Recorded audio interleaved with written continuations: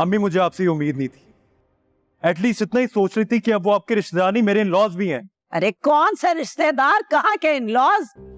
मैं लानत भेजती हूँ ऐसे रिश्तेदारों पर। उन्होंने तुम बाप बेटे को अभी से अपनी मुट्ठी में कर लिया। जादू किया उन लोगों ने तुम पे, जादू। अम्मी खुदा का वास्ते प्लीज ये जहालत की बातें करना बंद करें। अदिल, अपनी सास की वजह से तुम अम्मी को जाहिल बोल रहे हो? तुम अपनी सास के लिए तुम्हें अपने ससुराल वाले अपने घर वालों से ज्यादा अच्छे लगने लगे। मेरी बात का उल्टा सीधा मतलब निकालना बंद करें।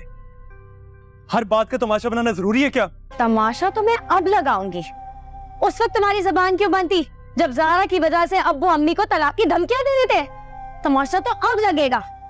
और मेरी बात सुनो, तुमने अपने ससुर से नहीं पूछा? उन्होंने भी तो अम्मी की अपनी मन पसंद बातें जो है वो तुम्हें बताई हैं। उनसे तो पूछो। मैं वहाँ अम्मी के पास गवाह बनकर बैठी थी, कुछ नहीं कहा था इन्होंने। और अगर कुछ कहा भी तो क्या गलत कहा बताओ? बुलाओ, बिठाओ मेरे सामने, पूछती हूँ मैं, करती हूँ मैं बात उनसे।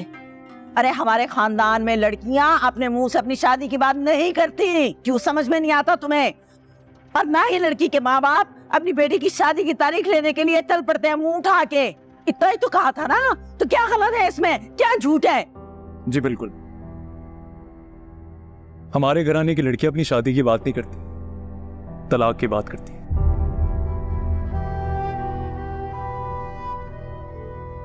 हमारे यहाँ माँ बाप अपनी बेटी की शादी की तारीख लेने नहीं जाते, बट बेटी की तलाक के लिए कोर्ट की तारीखों पर जरूर जाते हैं।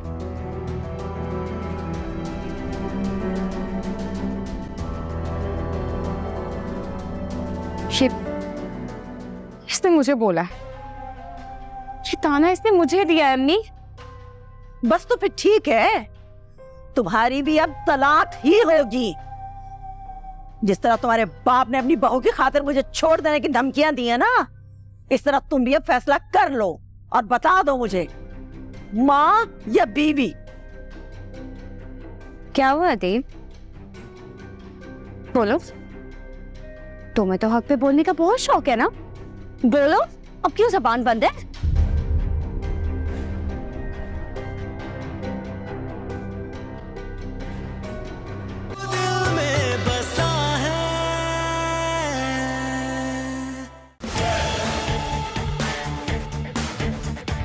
Don't miss a moment of the action. Catch PSL 9 live on A Sports.